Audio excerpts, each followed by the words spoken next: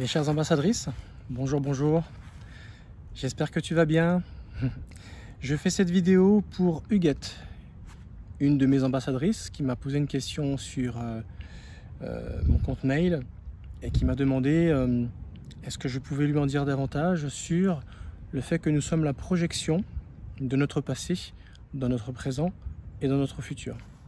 Alors je vais essayer d'apporter une petite explication scientifique, mais je pense que la meilleure explication que je pourrais vous apporter à vous toutes, ça sera un exemple. Donc je vais commencer par le côté, on va dire, scientifique. J'ai dû certainement en parler, mais peut-être rapidement, sur l'aspect de l'environnement. L'environnement qui agit sur nos gènes. Quand je parle d'environnement, il ne s'agit pas là de l'environnement climatique qui a une influence sur nous. Non, c'est plutôt l'environnement relationnel. Comment on se sent, comment on vit les situations relationnelles dans notre vie de famille, de couple, notre vie amoureuse, sentimentale, amicale, professionnelle, mais également avec le système dans lequel nous sommes, dans notre pays, les lois qui sont régies, comment on doit faire les choses, comment on a le droit de faire certaines choses, etc. etc. Tout cela, bien sûr, a une influence sur nos gènes. Mais pas que, mais également nos origines, notre culture, le fait qu'on ait des origines bien dans tel ou tel pays, nos croyances, etc. Tout ce qui peut être un conditionnement sur nos gènes. Tout ce qui peut y avoir comme conditionnement sur la variation de la production protéinique réalisée par nos gènes. J'ai déjà expliqué dans une vidéo que les chercheurs pendant très longtemps ont cru qu'on avait des millions de gènes. En réalité, on a à peu près 20 000, si je dis pas de bêtises, c'est à peu près ça. Mais par contre, la variation de nos gènes est de l'ordre de 3 000 à peu près. Donc je te laisse imaginer, si jamais tu fais un calcul, 20 000 que multiplie par 3 000, imagine un petit peu la qualité, les possibilités, les probabilités de ce que nos gènes peuvent fabriquer comme variation génétique, mais qui est propre à nous-mêmes, par rapport à notre background, notre pédigré. Peut-être si jamais je suis un résident africain qui vit en Afrique et qui est né en Afrique et qui, à l'aube de mes 20 ans, je pars vivre en Islande. Imagine l'environnement, alors là pour le coup c'est climatique, environnement climatique, mais imagine l'information que tu envoies à tes gènes. Et imagine que tu vas te marier là-bas et que tu fais un enfant là-bas. Et bien bizarrement, ton enfant va récupérer, on va dire, la transmission génétique, purement génétique, de qui le procrée, c'est-à-dire son père, sa mère, avec ses origines. Il sera un enfant africain, de peau noire, avec tout ce que cette race, parce que là il est vraiment question de race, même si on dit souvent qu'il n'y a qu'une seule race, la race humaine, mais il y a véritablement des variétés parmi l'espèce humaine. Donc c'est de ça dont je parle là. Imagine qu'il part vivre, cet enfant, il naît en Islande, mais du coup, est-ce qu'il sera ou pas habitué au climat? Oui, certainement, parce qu'il sera né là-bas. Alors que ses parents mettront peut-être des années à s'adapter au climat, par exemple. C'est un exemple que je te donne. Mais lui, étant né là-bas, eh bien, il y aura une certaine adaptation. Il va y avoir une expression génétique qui dit, voilà, moi je supporterai autant la chaleur que je supporterai le froid. Alors que ses propres parents n'auront pas obtenu cette variation aussi rapidement. Ça sera par insistance, par exposition beaucoup plus longue pour s'y faire. Voilà, ça c'était un petit exemple que je te donnais pour expliquer plutôt ce qu'est, on va dire, l'expression génétique. Ce qui est intéressant, c'est que voilà, les variations protéiniques, le fait que nos gènes fabriquent des protéines, parce que ce sont des usines à protéines, en fait c'est quoi? C'est la partie, on va dire, chimique des choses. Avant d'en arriver à la partie chimique, l'information, l'expression environnementale qu'il peut y avoir dans la vie d'une personne. Alors là j'ai parlé effectivement du climat, mais ça peut être relationnel, amoureux, professionnel, amical, l'éducation, le conditionnement, l'exigence du pays dans lequel nous sommes, les lois, etc., etc., etc. Tout ça influe sur nous. Et la porte d'entrée, elle sera toujours fréquentielle. Parce qu'on communique par des ondes et on s'exprime par des ondes avant tout. Une fois que ça aura passé la barrière de l'expression fréquentielle, ça va passer la barrière électromagnétique. Électrique dans un premier temps, ensuite magnétique. Magnétique, c'est-à-dire que certaines informations vont rentrer et seront attirées, parce que magnétique, ça attire, dans des zones particulières. Une fois que ces informations sont arrivées dans certaines zones endocrines, donc du coup là on parle de chakra, à ce moment-là, il va y avoir une sécrétion, on va dire, purement chimique, protéinique, qui se fera au niveau des cellules, et ça ira bien sûr dans le flux génétique, biologique, physiologique du corps, pour que toute l'information, toute l'influence qu'on a pu avoir, qui sera arrivée par voie fréquentielle, puisse se matérialiser dans notre corps. Un grand détour pour t'expliquer qu'en réalité, tout ce que nous pouvons vivre, sur le plan humain, interagit et s'exprime sur le plan génétique en prenant cette voie-là, tout simplement. Maintenant, ce qui serait intéressant, c'est de te donner un exemple beaucoup plus concret pour que ça te parle plus. Là, je vais te donner comment on fonctionnait, la donnée scientifique. Mais maintenant, je vais te donner un exemple pour que ça soit plus palpable pour toi. Ce dont je vais te parler là, c'est une histoire vraie. Hein. Pour ce qui est des noms, je suis obligé de changer les noms pour ne pas citer la vie des gens, pour respecter, on va dire, l'anonymat des personnes. Je vais appeler cette personne, on va dire, qu'elle s'appelle Natacha. Alors Natacha, c'est une jeune fille de 14 ans qui a un frère de 19 ans. Sa mère a une quarantaine d'années, son père a une quarantaine d'années également. C'est un foyer modeste. Le père, on va dire, fait des petits boulots à droite à gauche. Il est ouvrier. C'est une personne très violente et alcoolique. Les enfants, donc Natacha et son frère, ont baigné dans ce milieu-là. Insultes, éclats de voix, jargon, façon de parler, on va dire, très beauf, on va dire, très cité. Il n'y a pas de jugement de valeur, ça existe. Voilà, c'est ça son milieu. Ce sont des personnes qui vivent au travers de la petite retraite et les aides de l'État, du père. Et la mère s'occupe des enfants, elle s'est occupée des enfants jusqu'à là. Et là, elle essaie de s'occuper, de faire des petits boulots à droite à gauche pour arrondir les fins de mois, difficiles par rapport à la situation de son mari. C'est une femme battue qui, depuis toujours, vit dans ce climat-là. Donc le mari, une fois qu'il a bu, il devient très violent. Quand il ne boit pas, c'est un agneau. Les enfants vivent dans ce climat depuis tout petit, donc pour eux, c'est quelque chose de normal. Donc imagine l'information qui est générée chez Natacha et son frère, donc par la voie de transmission d'informations que je vais te donner, de quelle façon ils peuvent vivre la situation. Est-ce que tu penses que c'est bien vécu? Certainement que non. C'est beaucoup de douleur, beaucoup de tristesse, beaucoup de frustration, beaucoup de traumatisme, parce que là, le père est violent, mais pas qu'avec la mère. Non seulement il violente la mère devant les enfants, imagine l'exemple que ça laisse aux enfants. À 14 ans, Natacha, voilà, elle commence à avoir des formes, elle commence à plaire aux jeunes garçons.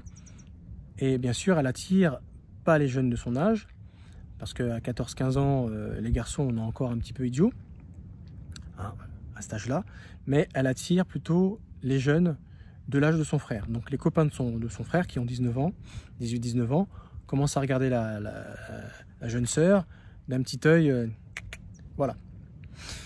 Elle sort avec un des copains de son frère, un homme tout à fait, un jeune homme tout à fait, on va dire, honorable, qui travaille dans le milieu ouvrier. Il fait un CAP BEP mécanique, et voilà, il traîne avec le frère de sa sœur, ses scooters et compagnie, c'est la musique, enfin voilà, c'est des trucs de jeunes.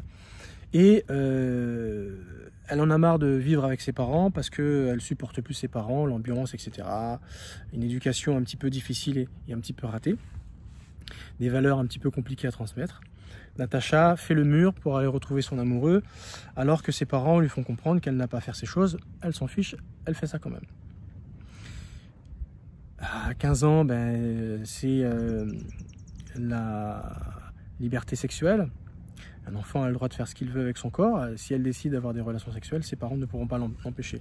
Ils ne pourront que lui donner une règle de conduite, que si jamais elle revient avec un ballon dans le ventre, eh bien, les choses pourraient ne pas se passer tout à fait comme elle le désire. Elle devra s'en occuper, même si elle est encore scolarisée. Enfin, ce genre de choses qui arrivent régulièrement dans le monde entier. Bien sûr, à cet âge-là, une adolescente, elle n'a que faire de ces choses-là. Elle ne se protège pas, elle a des relations sexuelles, enfin voilà, etc., etc. Elle est folle, éperdument amoureuse de son amoureux. Et ce qui va se passer, je pense que tu l'as deviné, elle va pas tarder à prendre ses clics et ses claques et à vouloir vivre avec ce jeune homme qui a une situation, une petite, un petit salaire, un petit studio, et rapidement, elle veut partir vivre là-bas du haut de ses 15-16 ans. Elle décide de partir, son amoureux en a une vingtaine, 21, 22 ans, et maintenant, elle commence à faire sa vie avec. Très rapidement, elle va tomber enceinte, et un petit jeune couple va voir le jour, un petit jeune foyer va voir le jour, et jusque-là, tout va bien. Mais très rapidement, le deuxième enfant va venir, et la famille va grandir. Le papa va avoir une pression différente sur lui, sur cette nécessité de ne pas avoir des petits boulots à droite à gauche, mais essayer de trouver quelque chose de plus sérieux, un CDI, pour pouvoir nourrir ses enfants et sa famille qui commence à grandir. Qu'est-ce qui va se passer? Tant qu'elle n'avait que 14 ans, elle voyait son amoureux comme la porte de sortie, comme si c'était voilà, le plus beau, le meilleur, parce que c'était une occasion d'avoir autre chose dans sa vie à vivre. Maintenant qu'elle a ce jeune homme, c'est acquis, elle a ce jeune homme, mais elle a des besoins à nourrir, chose que j'ai déjà abordée dans une des vidéos. Les femmes ont besoin de sécurité, elles ont besoin d'être mises à l'honneur, elles ont besoin de compréhension, chose qu'elle ne ressent pas forcément avec son jeune amoureux. Sécurité, c'est quand même peut-être mieux que ce qu'elle a vécu avec ses propres parents, c'est plus sécurisant, mais ceci dit, son amoureux ne s'occupe pas forcément d'elle comme elle aimerait, comme c'était au début, et puis il continue à sortir avec ses potes. Elle se demande, mais oui, tu m'aides pas pour les enfants, je suis tout seul à la maison, tu vas travailler, tu rentres tard, enfin voilà, les reproches commencent à venir, et puis c'est légitime de la part d'une femme de réclamer la présence de son mari. Elle n'a pas fait un enfant seul. Et que le père puisse se sentir concerné et pas continuer après le travail, foot, pizza et boîte de nuit avec ses potes, comme si c'était des choses qu'il pouvait continuer à faire sans scrupule, sans problème, alors qu'il a 2 enfants à s'occuper avec sa femme qui fait ça du coup toute la journée. Donc du coup, elles ne se sont pas soutenues, elles commencent à lui faire des remarques, des reproches, mais plus ça va et plus ces reproches s'intensifient parce qu'elle finalement elle se rend compte qu'elle ne lui apporte pas l'aide dont elle a besoin. Et si tu as remarqué, le même schéma de ses parents est en train de se produire chez elle. Forcément, si on commence à ne pas obtenir ce dont on parle, en parler calmement, à un un moment donné, ça peut clasher. Et lui, il rentre, de temps en temps, il boit un petit coup de trop, comme il faisait avant, mais là, comme sa propre compagne, sa jeune petite femme, lui fait ses reproches, il en a marre. Et puis, à cet âge-là, il n'est pas encore mature, et pourtant, il a quand même fait ses enfants. Et quelquefois, quand il rentre, un peu trop, un peu sous, eh bien, il peut commencer à avoir un comportement qui ressemble au père de Natacha. Jusqu'au jour où, d'une gentillesse absolue, il va finir par lever la main sur Natacha. Et voilà comment Natacha va répéter le même schéma que ses parents, alors qu'à la base, c'était pas prévu que ça se passe comme ça. Mais sans s'en rendre compte, elle qui a fait tout pour quitter un tel milieu, elle va répéter exactement le même schéma. Et finalement, elle va répéter ce qu'elle connaît de mieux, avec le comportement qu'il faudra avoir vis-à-vis de ça.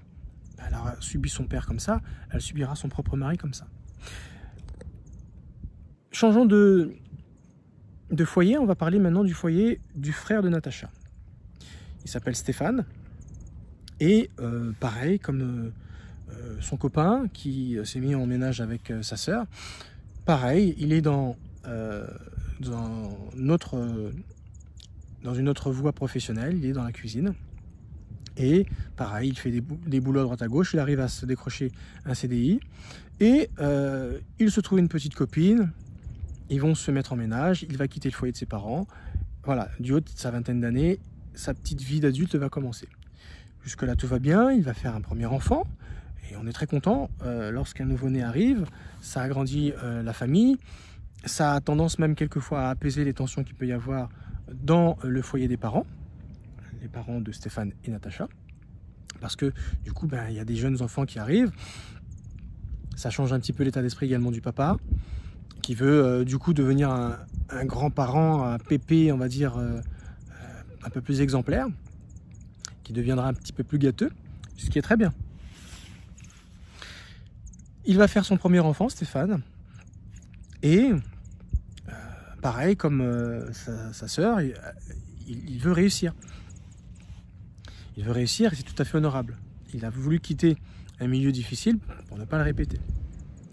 Il va se mettre avec sa femme, il va lui faire un enfant, et jusque-là tout va bien, mais au moment d'éduquer l'enfant, voilà, les pensées vont diverger. Lui, il aura été élevé un petit peu à la dure, au milieu des insultes, c'est quelque chose qu'il aura vécu dans son enfance. Forcément, sa femme, sa jeune femme va lui dire « Mais non, on ne parle pas comme ça que l'enfant, ne dis pas des gros mots quand tu veux obtenir quelque chose, même si t'agace. » Et lui, eh bien, pour lui, c'est normal. Il a été élevé comme ça, c'est comme si c'était quelque chose qui est tout à fait naturel, contre lequel il ne faut pas s'opposer, parce qu'il a toujours connu cette chose. Mais ce n'est pas du goût de sa compagne, on peut comprendre. Donc au niveau de l'éducation, comme souvent ça arrive, voilà, l'éducation diverge entre le père et la mère. Il y a souvent des prises de tête à ce niveau-là. Les années vont passer et du haut des 3-4 ans de l'enfant, pour la première fois, il va y avoir des éclats de voix entre le papa et la maman, entre Stéphane et sa jeune compagne. Ils vont se prendre la tête, comme souvent on se prend la tête entre parents quand il s'agit des enfants. Les enfants souvent l'ont bien compris, c'est souvent dans ces moments-là qu'ils vont voir toujours le parent conciliant qui leur dit oui à tout. Et ce qui a le don de toujours générer, on va dire, des conflits, toujours un peu plus de conflits entre les parents, parce que les enfants rentrent dans ce petit jeu qui est un petit peu malsain. Jusqu'au jour, comme son jeune pote qui s'est marié avec sa jeune sœur, un jour il va rentrer peut-être un peu plus saoul que d'habitude, parce qu'il aura voulu se changer les idées, parce que la vie de couple, c'est difficile et compliqué. Et comme il vient d'un milieu où on se parle d'une certaine façon vulgairement, ce jour-là, peut-être, ce soir-là, il va lever la main, lui aussi, pour la première fois, contre sa compagne, alors qu'il n'était pas destiné, il n'avait pas prévu de faire cela. Je viens de te donner un exemple, un fait réel, qui s'est réellement passé dans la vie de ce frère et cette sœur, Natacha et Stéphane, qui ont répété le même climat que leurs propres parents, alors qu'ils ont fait tout pour le quitter et pour vivre autre chose. tout ce qu'ils ont vécu dans leur enfance a été inscrit dans leur gène, ça a été une normalité. Ce qui fait qu'eux-mêmes, quand ils se sont retrouvés dans la même situation d'être parents, eh bien, ils ont répété ce qu'ils connaissaient de mieux en réalité, sans s'en rendre compte qu'ils basculaient, glissaient tout doucement vers le même climat que leur père et leur mère. C'est navrant, mais c'est pourtant une réalité. Alors tu vas me dire, mais est-ce que c'est inscrit dans les gènes? Oui, de par le fait qu'ils ont subi cela dans leur enfance et que c'est devenu une normalité génétique. Cette normalité génétique a circulé, cette information a circulé dans leur corps. Après, éthiquement parlant, ils peuvent très bien ne pas vouloir agir de la sorte. Mais on se révèle être vraiment qui on est, sous la pression, sous émotion, c'est là véritablement. Quand on réfléchit, bien sûr, s'ils ont voulu quitter le foyer de leurs parents, ils se sont forcément dit, je ne ferai pas comme papa, je ne ferai pas comme maman, il est hors de question que pour mon enfant ou que pour ma vie future, ça se passe comme ci, comme ça. Mais c'est quand on est sous pression, quand on est sous émotion, lorsqu'on est face à des difficultés, qu'on révèle réellement qui on est vraiment. Et c'est ce qui s'est passé exactement pour eux. Souvent, on se dit, non, moi, quand je serai plus grand, je ne ferai pas comme papa, je ne ferai pas comme maman, je ne ferai pas comme ci, je ne ferai pas comme ça. Mais pourtant, quand on quitte le foyer et qu'on se retrouve face à des situations difficiles et délicates et on ne sait pas comment faire, souvent, on se voit répéter, souvent même sur le même ton, de la même façon que nos parents, répéter les mêmes façons de voir les choses qu'eux. Et on se dit, mais c'est papa qui parle comme ça, je parle comme papa. On se surprend soi-même des fois. Et pourtant, eh bien, ça nous arrive à tous. Ça ne nous empêche pas de pouvoir changer. Attention, je ne dis pas que c'est une fatalité et que ça va se passer comme ça pour nous tous, quoi qu'il arrive. Non, on peut changer. Mais souvent, quand on se trouve face à la situation, on se rend compte que soit on répète la même chose, soit on est à deux doigts de le faire, ou soit on se dit, tiens, c'est bizarre, je ne vois pas autre chose comme solution que ça, parce que tout simplement, on n'a pas appris à faire autre chose autrement. Après, c'est en prenant du recul, en méditant, en réfléchissant, en acceptant le conseil, que là, on va pouvoir changer. Voilà. Donc, j'espère que, Huguette, cet exemple a été pour toi parlant, pour que tu puisses te rendre compte, eh bien, que nous répétons les schémas que nous avons pu vivre dans notre enfance, que nous sommes la projection de notre passé, de notre présent, de notre futur. Et c'est un petit exemple que je te donnais qui t'a permis eh bien, de voir un petit peu comment ça se passe.